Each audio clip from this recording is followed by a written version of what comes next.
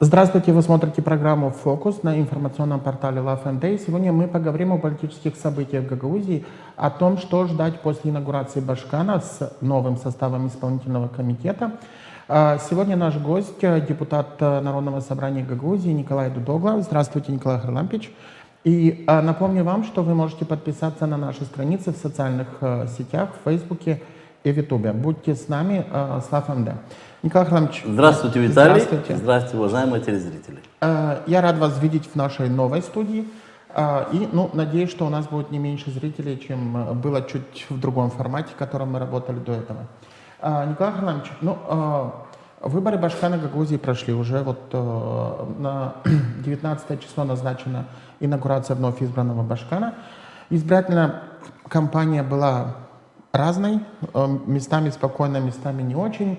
Постизбирательная ситуация была тоже не очень спокойной, потому что мы знаем, что были вопросы к самим выборам со стороны центральных властей.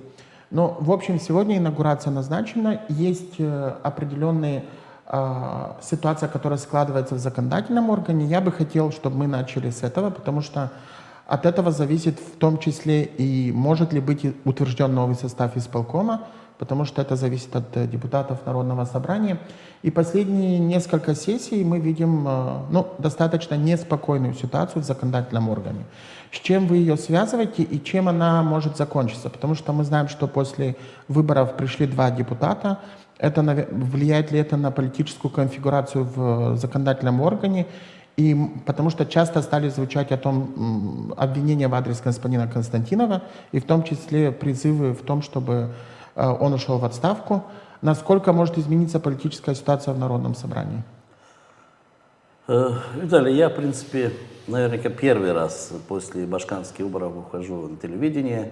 Я, в принципе, комментарии тоже не давал, хотя звонили и Кишиневская СМИ, и наша Гагаузская. Я придерживался для того, чтобы потянуть время и посмотреть, в принципе, какой у нас будет исполком. Но мы видим, что уже процедура идет, инаугурация 19, после этого, наверное, будет утверждение уже исполкома. Ну и естественно, что то, что творится в Народном собрании, и это видят, в принципе, все жители Гагаузии. Отвечая на ваш вопрос, скажу, что, наверняка все депутаты ждали, чтобы закончились башканские выборы. В том числе и очень много и жителей Гагаузии ждали, что будет в дальнейшем Народное собрание, потому что ситуация, которая там есть, нужно однозначно сказать, что Константинов приходил к власти с одним мнением, дальше, по ходу, он его поменял. Он поменял уже несколько своих партнеров и политических, и естественно, что все ждали, что потом должно быть какое-то изменение Народного собрания. Скажу с того, что когда шли выборы в Народное собрание, Константинов шел с жесткой критикой тогда Башкана Гагаузии Ермаферна Влах, и вплоть до того, что именно он, придя к власти, председатель Народного собрания, он начнет самое главное борьбу с коррупцией, и вплоть до того, что Ирину Федоровну чуть не наручников заберут. Много говорилось, что было давление со стороны Влах на Константинова и по спиртзаводу Константинова, там чуть не заходила до золотой рыбки и тому подобное, где Константинов намеревался, чтобы навести полный порядок, и затея давление на себя, на свою фирму, на свою семью, он хотел, как говорится, в этом вопросе поквитаться. И не будем скрывать, что очень долго затянулось выборы председателя Народного собрания, и здесь тоже сыграла первую роль, в первую очередь, что многие депутаты, даже те депутаты, которые в бывшем были моими союзниками, где-то были мы в одной коалиции, они поддержали Константинова, считая, что он наберет большинство, которое остановит весь этот пиар, все эти схемы коррупционные, которые есть в Гагаузии, создаст большинство, он будет бороться против Башкана Гагаузии. И второе, он получил тогда неожиданную поддержку от Кишинева со стороны партии ПАС, потому что все знают, это небольшой секрет, что 2 депутата в конце проголосовали при поддержке, вернее сказать, при давлении центральных властей, и Константинов стал председателем. То есть он стал председателем, пришел к власти именно с позиции поднятия все схемы, которые были, а очень много было сказано, и я вот частенько смотрю Парзане, который выступает, что все эти гранты, полученные в Гагаузии, многомиллионные, что с ним оттуда миллионами евро украли, и есть и доказательства и тому подобное. Все ждали, что действительно начнется хоть какое-то шевеление. И скажу, что первые месяцы вроде бы как бы Народное собрание с исполкомом, не такую жесткую, какую-то борьбу начала, что-то она начала, как говорится, принимать даже некоторые постановления, даже законодательство, где, давила на исполком, чтобы те перешли на законное поле. Потом как-то неожиданно при утверждении, я помню, исполкома Гагаузии, бюджета на этот год, Народное собрание резко, как говорится, по договоренности председателя Народного собрания Константина Васильевна Фернаблах, объединились, и все дальше пошло, как говорится, как и раньше, одной строей. То есть исполком и Народное собрание слились. И снова верховодить в этой команде начала Елена Фернаблах. Фактически в дальнейшем, что она захотела, Константинов все эти проекты, все эти законы проводил в Народном собрании, стал таким негласным партнером, уступившим практически все в Гагаузии. И поэтому многие депутаты видели, что они вошли в коалицию с Константиновым, идя наоборот, что остановить этот пиар, остановить эти схемы коррупционные. Ждали, что как это можно изменить? Придет новый Башкан. Оно всегда было, что когда приходит новый Башкан, часть депутатов становится на стороне Башкана, и Башкан как-то меняется внутри Народного собрания, большинство резко меняется. Сегодня мы видим, что Башкан избран, пока Гуцул еще не вступила, Евгения Гуцул не вступила в должность, но внутри Народного собрания резко после выборов Башкана Гагаузии началась внутренняя борьба. Мы видим, что больше в этой борьбе участвуют представители партии социалистов, хотя я не скажу, что это ведется борьба социалистов.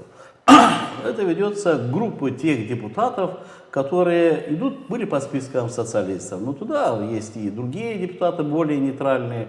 Скажу, что по многие позиции я их тоже поддерживаю, потому что считаю, что Константинов сегодня в последние несколько сессий, которые прошли, все стали свидетелями, что он не может руководить Народным собранием. Это шум, это гам. Он не имеет сегодня такого авторитета для того, чтобы все депутаты прислушивались к мнению председателя. Председатель выбирается кто? Выбирается самый авторитетный человек, которого, во всяком случае, может вести заседание, давать возможность выступать всем, но при этом получать обратно то же самое, чтобы он мог вести, что ему дали возможность. Сегодня мы видим, что группа уже, можно сказать, почти половина, потому что там уже 15-16 депутатов, у нас большинство 18, где выступает против и поднимает вопросы, довольно-таки очень жесткие вопросы. В прошлом заседании вообще это было даже чуть смешно, что председатель Народного собрания использовал своих же и коллег, подняли вопрос, озвучили по одному вопросу, а проголосовали за весь куст вопросов, которые были включены в последний пункт, разные. И тут же убежали с Народного собрания. Я вижу, что это долго продолжаться не может. Конечно, то, что творится несколько сессий, оно приведет к тому, что президиум, скорее всего, будет переизбран, а если будет переизбран президиум, то автоматически в дальнейшем будет переизбран и председатель. Будет это или не будет, время покажет, и я считаю, что очень много будет зависеть уже от Башкана Гагаузии. Какую позицию будет держать Башкан. Если Башкан будет поддерживать Константинова, то у Константинова наверняка какой-то шанс еще сохранения есть. Потому что некоторые считают, некоторые политики, даже из Кишинева, что здесь наоборот, что здесь Константинов, если он будет поддерживать Гуцул Башкана, то у Гуцул появляется какая-то возможность начать более легкую работу. Да нет, я считаю, что совсем наоборот. Потому что я разговариваю со всеми депутатами и скажу, что все депутаты Народного собрания сегодня готовы утвердить исполком и дать возможности, чтобы Башкан начал свою работу, новый Башкан. Естественно, что 100 дней как минимум, что никто даже и спрашивать ничего не будет, и естественно, что все будут поддерживать те вопросы, те постановления, те идеи, которые будут выдвигать Башкан. В дальнейшем, естественно, что нужно показать работу. Ну, а Константинов это показывает как бы с другой стороны, что вот именно только их поддержка даст спокойствие работе ГУЦУ. Вот это, как говорится, наоборот. А я считаю, что если так продолжится в Народном собрании, то не имеет смысла даже ходить на эти сессии. Тогда Народное собрание должно расформироваться, идти в отставку, и должны быть новые выборы. Потому что перетягивание канатов или вот та хитрость, которая есть, что Константинов иногда считает, вместо 15 голосов считает 18, вместо одного вопроса поставленного включает целый куст, но невозможно так работать. Я честно скажу, что у меня нету личных каких-то претензии или кровные вражды Константина. Да нет, у нас разные этапы в жизни были. Знаете, говорят, в политике нету вечных друзей, есть интересы. Я так скажу Константину, в данный момент я к нему не отношусь враждебно как человек. Я его знаю с многих позиций. Бывало, что мы с ними и спорт вместе поддерживали, бывало и в политических, как говорится, каких-то коалиционных были группах. Но в данный момент мое мнение, что зачем вообще это ему надо? Потому что я вижу, что, в принципе, он не может остановить уже тот пресс, который идет от депутатов Народного собрания. Нужно вовремя отойти в сторону и не мешать, а наоборот стать рядышком и поддерживать. Что будет дальше, увидим. Но мое мнение, что очень скоро все станет ясно, потому что появлением и новых двух депутатов оно тоже играет свою роль. Здесь остались несколько депутатов, которые как бы более преданы, хотя я не скажу, что это группа Ирины Федоровны Блах, но более преданных депутатов, которые поддерживали многие вопросы, многие постановления, предлагаемые Ириной Блах, которые остались в Народном собрании, и тот союз, который образовался между Константиновым и Блах, эти депутаты сегодня ни в коем случае не имеют или не поддерживают Константинова, они поддерживают Блах, но оказавших власть Константина в одной упряжке, они автоматически, как говорится, держат где-то середину, а где-то ближе к Константинову и не дают возможности для того, чтобы президиум переизбрали. Но я думаю, что как только Ирина Блах уедет с Гагаузии, а можно сказать, что все, время ее закончилось, и она хочет, не хочет, она должна уйти с исполкома, потерять влияние на исполком и на тех депутатов, то тогда, естественно, что в Гагаузии, возможно, будет Народное собрание, какие-то новшества. Николай Харламович, ситуация, которая сложилась в Гагаузии после того, как были ужесточены или приняты новые правила для патентообладателей, которые занимаются розничной торговлей. Мы не будем возвращаться, касаться этой темы. Меня интересует только один момент, потому что в день заседаний, предпоследнее заседание Народного собрания, патентообладатели пришли к зданию и пытались войти в зал.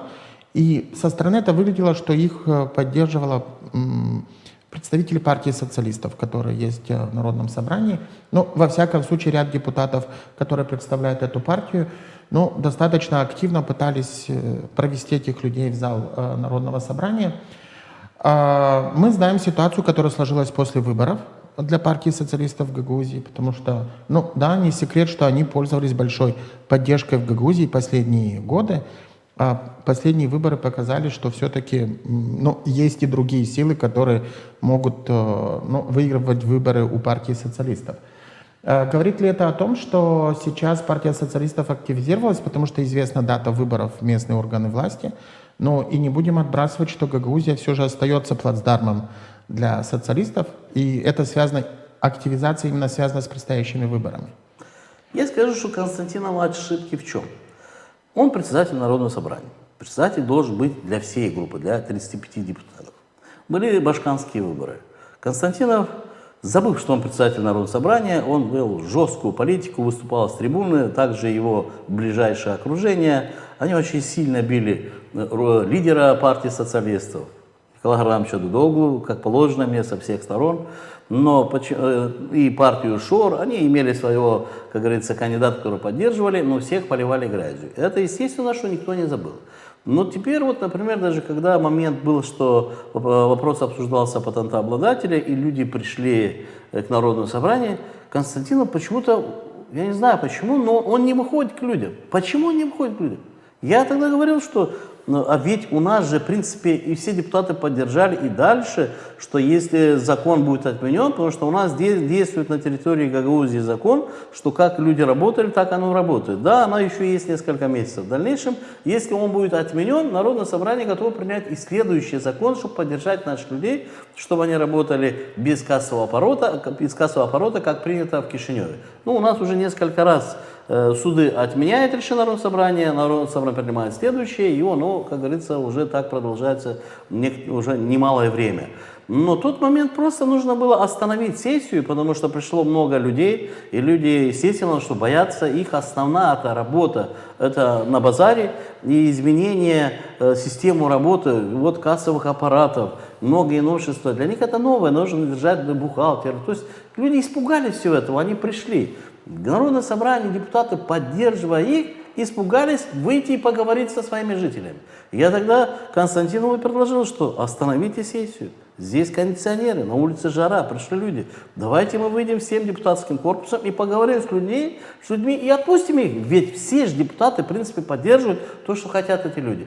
Нет, мы не выйдем, мы в конце выйдем и тому подобное. И вот получился вот этот ажиотаж, что часть депутатов вышли к людям, в том числе и я, а Константинов из группы остались внутри. В то время, когда часть депутатов вышли к людям, они тут, как говорится, в галоп начали проводить вопросы. Даже не озвучивая их, даже не понимая, о чем они там голосуют, быстренько ставят вопрос на голосование, проголосовали, 15-16, считается 18-20, он сам считает, все, потому что, ну, естественно, что так не может быть.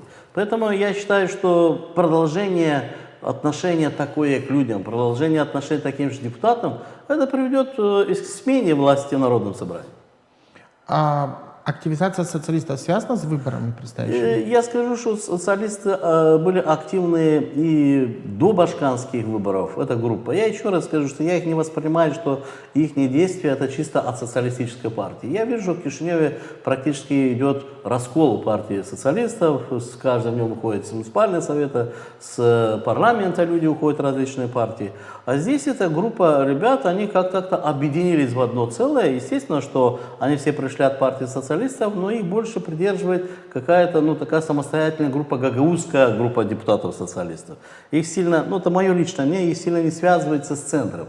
Их активизация здесь, конечно, это один из моментов, что они проиграли башканские выборы, Григорий Узун, и, в принципе, они хотят сейчас как-то толкнуть нового башкана, что покажите работу, которую вы обещали. Ну и естественно, что удар идет и по Константинову, потому что он довольно-таки очень жестко выступал против них во время выборов башканских.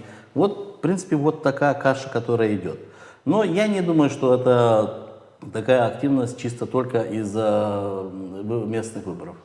Николай Харламович, что касается инаугурации Башкана, которая назначена на 18:30, не обсуждает госпожу Гуцул, да, потому что мы ее еще пока практически не знаем для того, чтобы давать какую-то оценку ей, но в то же время к ней есть много вопросов, да, касательно, этого человека не было в политическом поле, ни страны, ни автономии.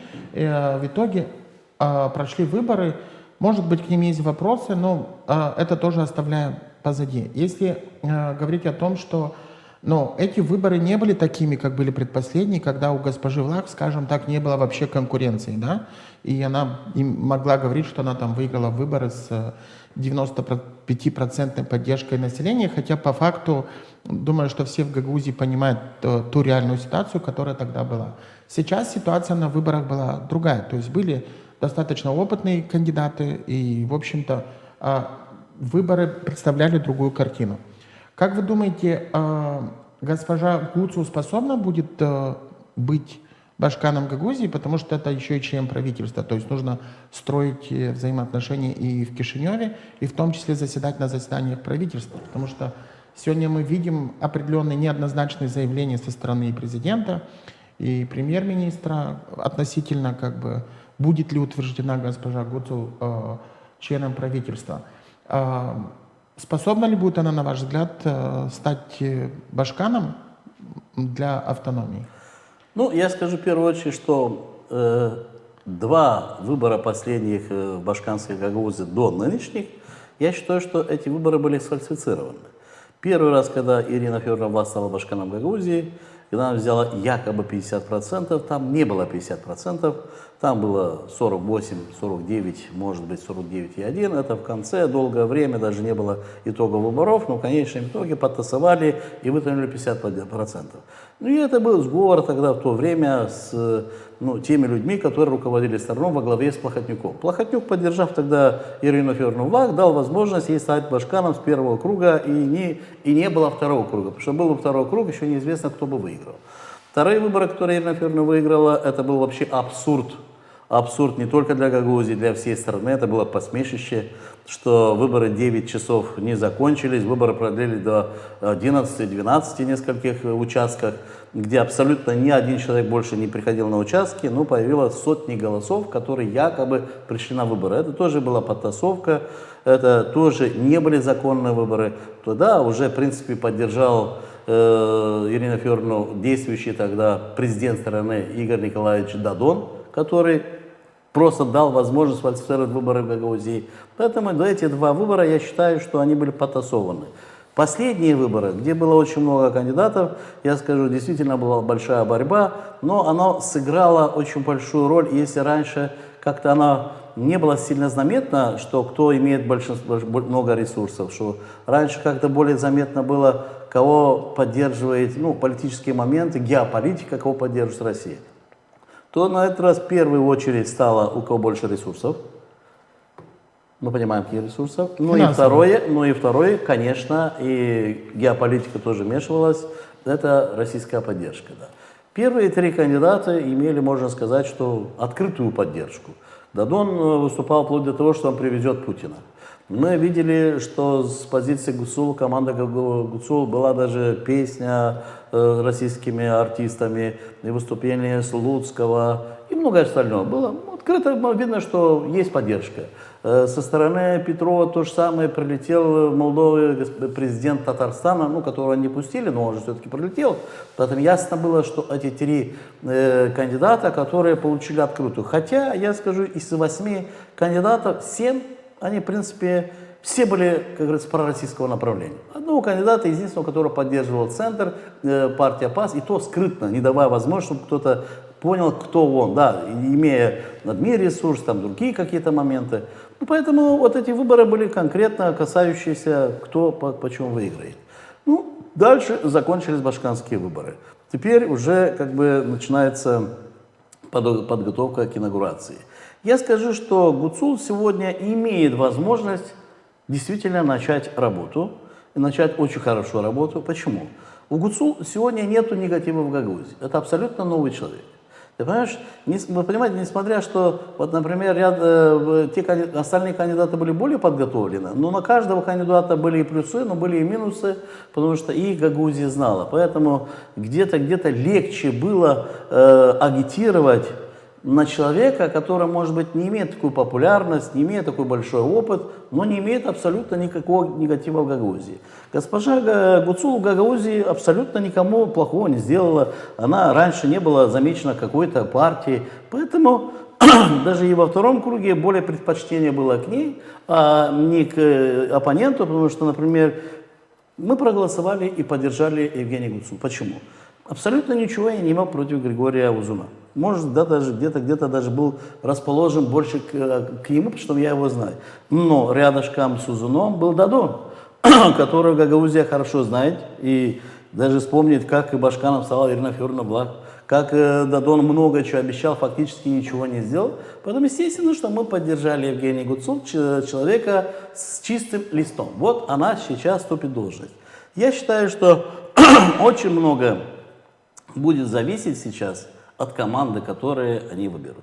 Поэтому я вот слежу за прессой, потому что я и во время выборов говорил, что я даже предлагал, что давайте мы все кандидаты, которые есть, договоримся, и после выборов выиграет один, но мы все должны стать рядышком и вместе работать для того, чтобы дать возможности Гагаузии сделать хотя бы несколько шагов вперед и в экономическом, в социальном, инфраструктурном направлении. И скажу, что наша команда, поддержав Евгения Гуцул, мы предложили дальше, мы предложили часть наших людей, довольно-таки авторитетных, которые, я считаю, что могли бы работать в исполком, принести пользу для Гагаузии. Проводится сейчас конкурс. Мы видели, что партия Ашор и совместно с Евгением Гуцул, Евгений Гуцул этим командует, они проводят конкурс для отбора самых лучших, кто пройдет этот конкурс специалистов на должности исполкома Гагаузии. Ну что ж, я очень надеюсь, что наши представители тоже пройдут, потому что мы готовы поддержать. Наша команда была 16 лет в оппозиции, 8 лет в оппозиции к Фармузала, 8 к Ернефюрну-Влах. Поэтому я считаю, что мы и после выборов решили, что мы не будем в оппозиции Гуцул, мы подставим плечо, мы предоставим наших людей, которые могли бы работать совместно, и в дальнейшем взять ответственность за эту работу совместно. Что с этого выйдет, мы очень скоро узнаем. Потому что естественно, что если в будущем исполкоме Гагаузии не будет представителей нашей команды, это нас оттолкнет в сторону для того, чтобы наша команда шла своей дорогой. Впереди местные выборы, и мы будем готовиться тогда на местные выборы, отойдя в сторону. Но снова же скажу, не мешая, потому что нужно дать новым башкам работать. Если так получится, что наши представители в этой команде будут, ну что ж, тогда мы объединяем все усилия и совместно работаем. Это будет правильный подход. Николай Ханамович, что касается уходящего башкана госпожи Влах, в пятницу на прошлой неделе она давала отчет, куда приглашала депутатов Народного собрания. Некоторые ваши коллеги, в частности господин Тарнавский, публично заявил, что он не видит для себя возможности участвовать в этом собрании, так как закон предусматривает другую процедуру, отчет башкана перед Народным собранием в марте месяце. Так прописано в уложении. Вы участвовали в этом собрании? Конечно, я в этом собрании не участвовал. Я на заседании Народного собрания, как положено, не кулуарно, а открыто взял слово и высказался. И обвинил снова председателя Народного собрания, который допустил такое унижение, которое было у нас, что башкан Гагаузии не отчитывается в Народном собрании перед депутатами, которые имеют довольно-таки большую информацию, что у нас творилось в Гагаузии, постоянно разбираются, что было, что не было, какие внедрялись проекты, как они внедрялись, как расходовались бюджетные средства, и могли бы задавать прямые вопросы для того, чтобы получить ответ от башкана Гагаузии, где положительный, где отрицательный, почему, как, и почему не выполнялись многие решения Народного собрания. Но Константинов, я скажу, что дал возможность Ирине Влах это провести в Кишиневе. Почему дал возможность? Он сам участвовал там. Если он там не участвовал, он же приглашенный был, я его не мог бы обвинить. Но он сам пошел по приглашению Ирины Влах в Кишинев, а Влах отчитывается не перед Гагаузией, а отчитывается в Кишиневе перед послами и перед приглашенными. Кто ей задаст вопрос? Никто не задаст, потому что никто не владеет никакими цифрами, никакой информацией. Все под аплодисменты. Но я скажу, что больше, еще дальше, еще больше пиара. Я не могу понять, конечно, Константинова и ту группу большинства, которая есть. Ну и даже скажу представителей, наверняка, уже и Евгения Гуцул. Потому что они дали возможность в конце Ирине Влах потратить огромные средства. У нас в конце, вот поверьте мне, потому что я очень хорошо знаю наш бюджет и как мы его принимали, в конце не хватит, наверное, до 100 миллионов лей, которые мы в ноябре и в декабре не сможем людям давать возможности помочь для того, чтобы оплатить социальную поддержку на зимний период. Потому что это ничего не вложено в бюджет. Но бюджет и не будет выполнен по многим статьям. То есть мы столкнемся с большой проблемой. А тут, понимаете, первое время чумы. В Кишиневе делается большой праздник. Эти деньги откуда вы думаете? Это с кармана? Нет, это деньги из бюджета. В дальнейшем мы видели, что в Кангазе прошел еще один пир. И потом следующее в индустриальном колледже, который еще даже не открыт, но Ирина Федоровна там сделала еще один отчет с большой трибуны, именно с большой трибуны для того, чтобы не было вопросов. Знаешь, когда человек приходит отчитываться в народное собрание, в рабочей обстановке обсуждается все. Обсуждается отчет, задаются вопросы. Но когда руководитель отчитывается с большой трибуны, которому невозможно во время этого месседжа остановить или задавать вопросы, или давать оценку. И большая часть приглашенных своих людей для массовки, для того, чтобы просто аплодировали. Конечно, ряд депутатов не пошли, потому что я считаю, что это ниже нашего достоинства, я считаю, что наплевали на Гагаузии. Влах вообще народное собрание, сотни, наверняка, десятки, может быть, даже и сотни, если посчитать 8 лет, не приходила на сессию. Она не приходила из заседания правительства. При этом последние месяцы очень сильно активизировалась, и здесь снова есть вина Народного собрания во главе с председателем. Очень много денег потрачено на будущий пиар Влах. Она обошла все районы с концертами наших коллективов, дюзова, все остальное, танцы, пляски, для того, чтобы заработать какие-то очки молдавских населенных пунктов, потому что она запланировала дальнейшее, что будет выдвигаться, баллотироваться президент страны. Пускай она делает, что хочет, это ее дело. Но были потрачены огромные средства именно с бюджета Гагаузии. И именно депутаты должны были это все спросить, это остановить. Но она поэтому и не пришла на сессию Народного собрания, ни разу не пришла для того, чтобы отчитаться. Она провела довольно-таки большие мероприятия, где с помпой якобы отчиталась. Гагаузии сегодня в Камрате, я не знаю, как в других населенных пунктах, но в Камрате все смеются, потому что закидали Камрат во все дома вот такие большие журналы. Это огромные средства, это огромные деньги.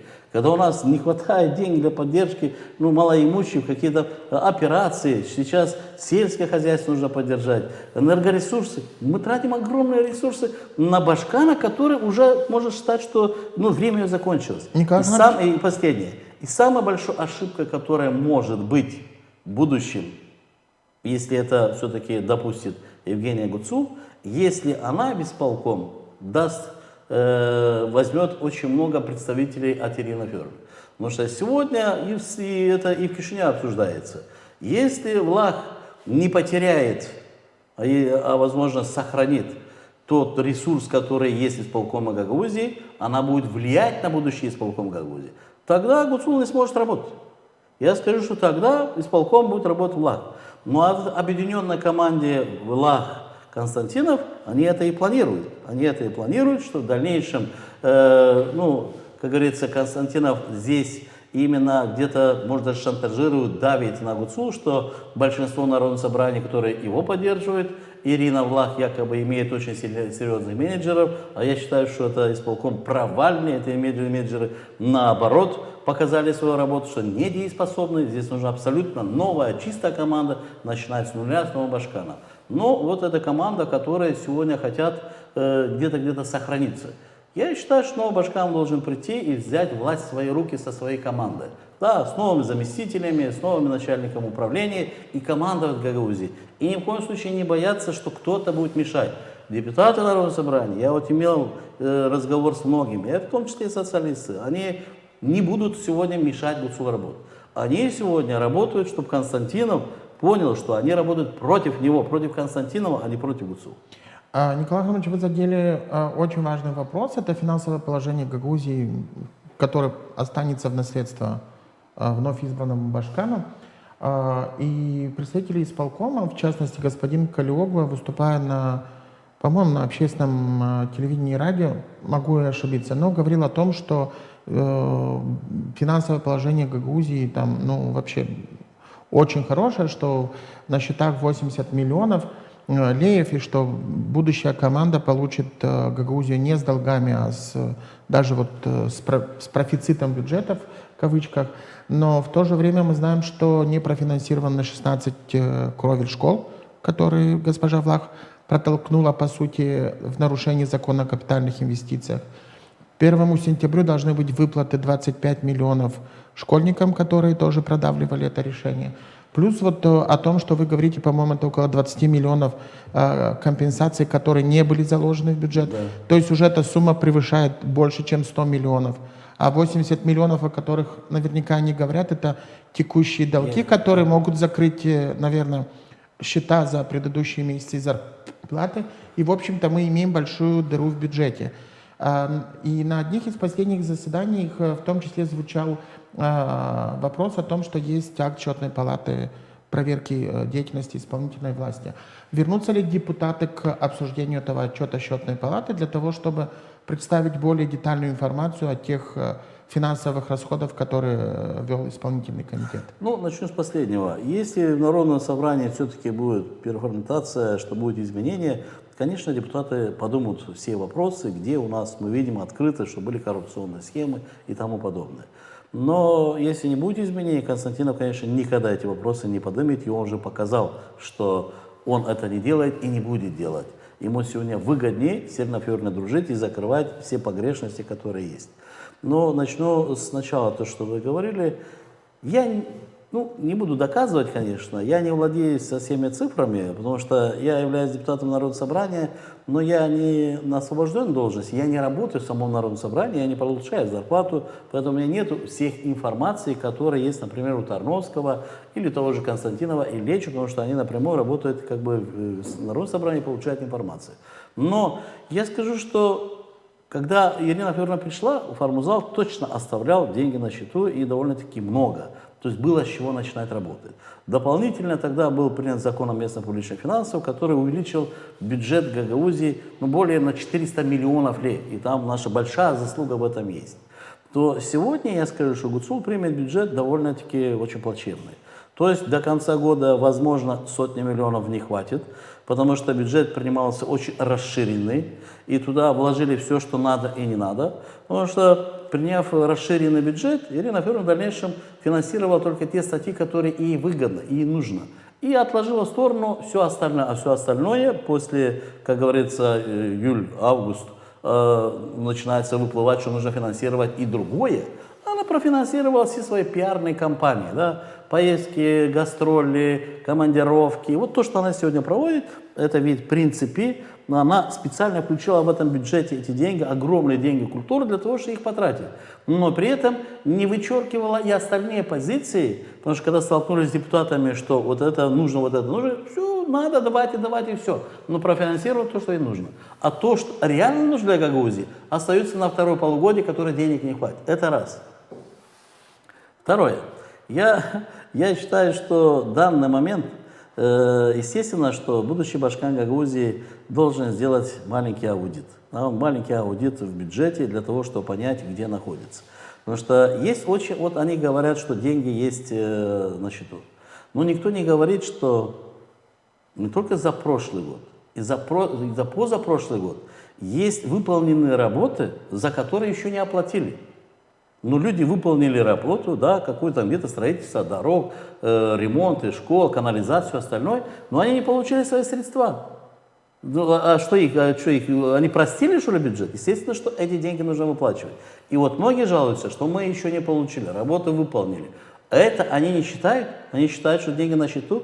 Вот нужно сделать аудит всех долгов, которые бюджет Гагаузии должен экономическим агентам за выполненные работы, перечислить им деньги и тогда считать, что останется. А останется минус с большими-большими дальше единицами и нулями.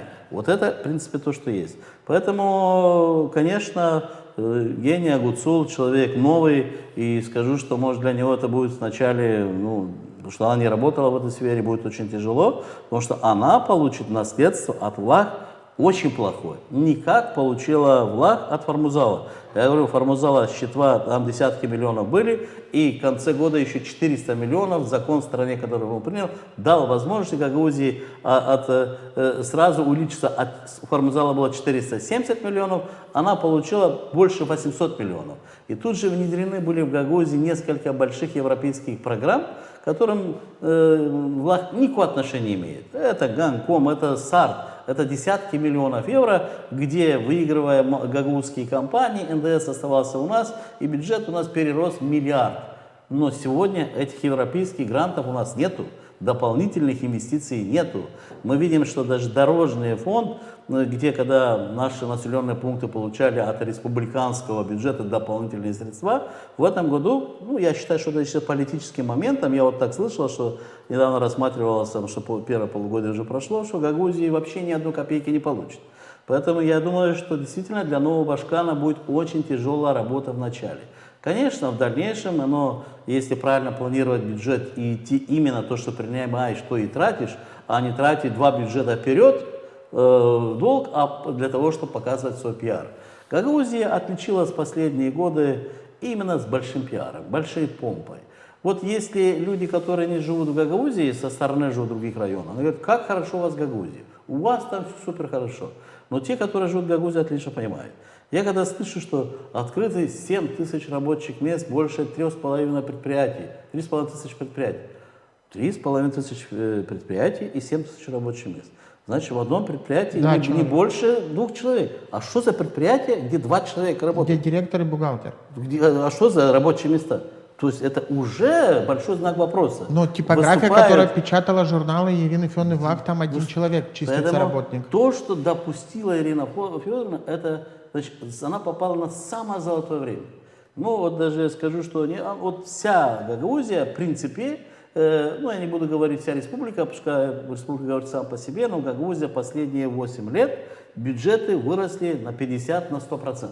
Я был примаром Камрад. Я начинал когда-то с 9 миллионов, закончил 44-45. В том же году, когда я ушел, бюджет стал около 80, вырос на 30 миллионов. Сегодня бюджет 120 миллионов, 45 и 120 миллионов. То есть уже не то, что на 100%, а чуть не на 250%. То же самое и бюджет Гагаузии.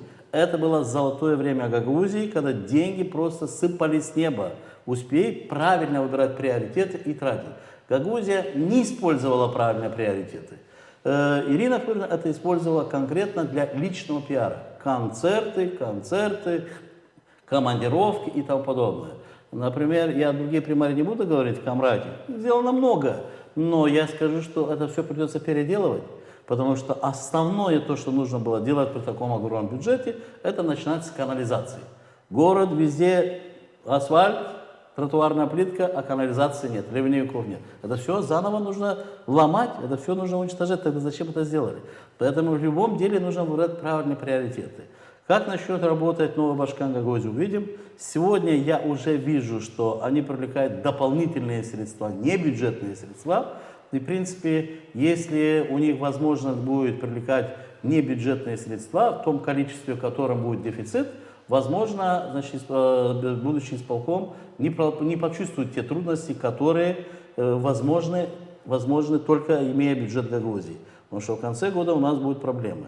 Я вижу, что уже начинается работа в инфраструктурном направлении, дороги делаются, но очень бы хотел бы, если я, будучи в исполкоме, буду или представители нашей команды будут, мы будем советовать, что правильно выбирать приоритеты, чтобы не переделывать работу. Нужно взять самую черновую работу, которая не дает, может быть, такого авторитета, такого пиара, может, даже она даже не замечена, эта работа. Но нужно с него начинать для того, чтобы идти дальше. Вот в городе у нас, например, много асфальтируется. Но ведь если бы не было бы оснований, его не асфальтировали. А вот в наше время мы столько сделали черновую работу, которая не было видно. Но во всех наших улицах Камрата есть грунтовые, значит, дороги. А там сантиметров на 30, 40, 50 этого щебня нужно было каждый ложить, значит, дальше трамбовать, все остальное. Потом только основная часть 3-5 сантиметров. Поэтому и сейчас здесь, я считаю, что в Гагаузии нужно выбрать самые правильные приоритеты, с чего начинать. Пускай первый год не видна работа, пускай даже на второй год не видна работа, но тогда на третий будет видна.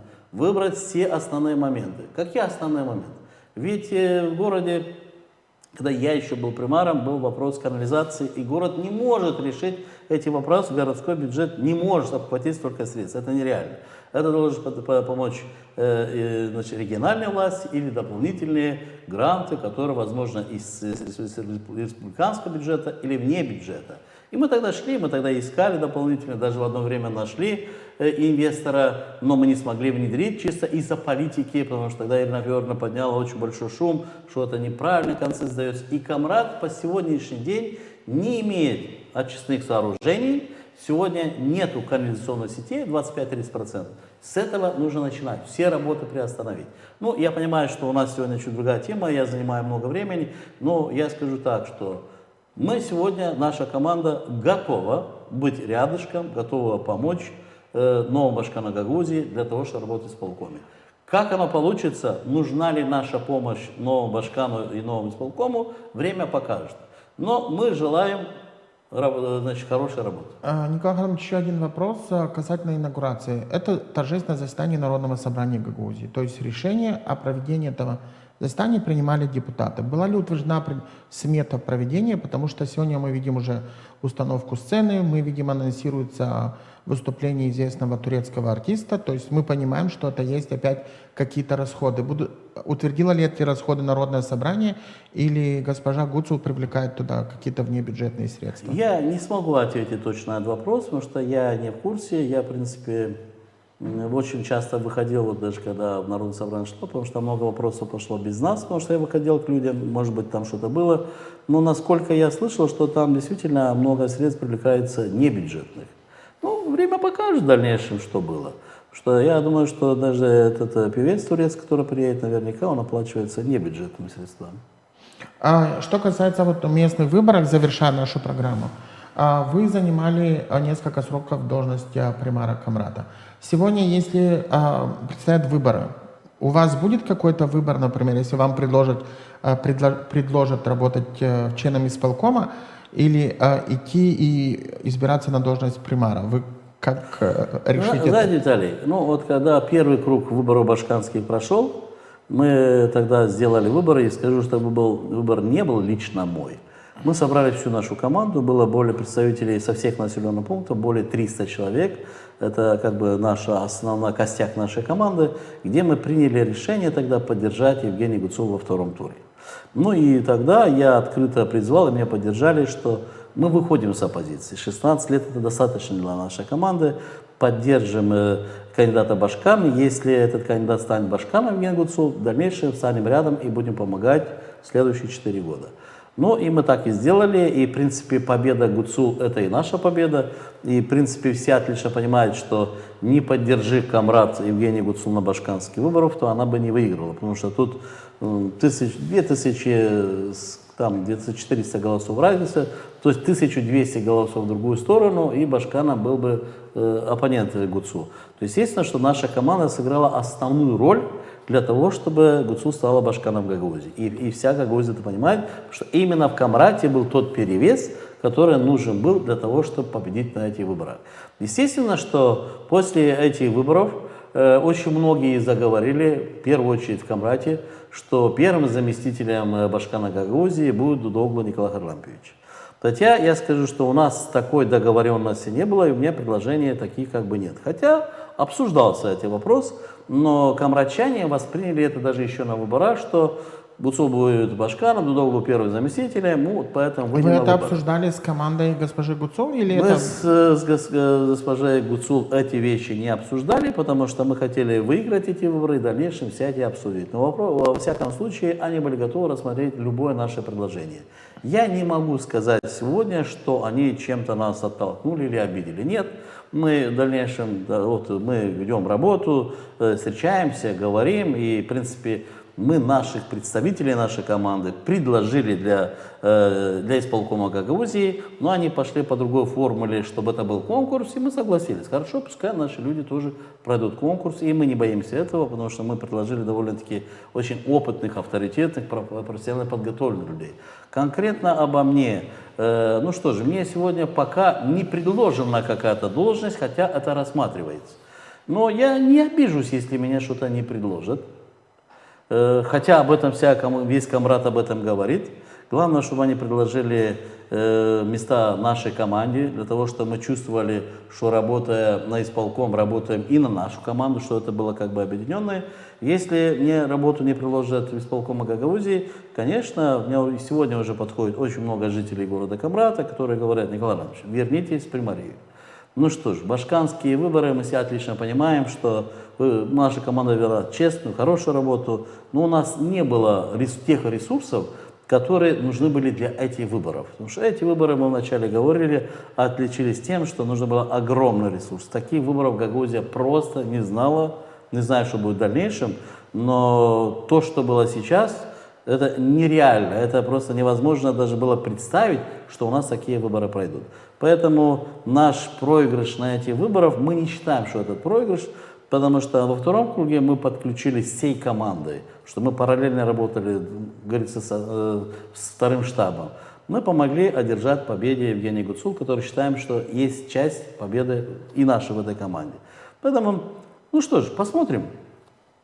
Ну, возможен вариант, что если мне не предложат место в исполкоме, я буду баллотироваться в примар города Камрад.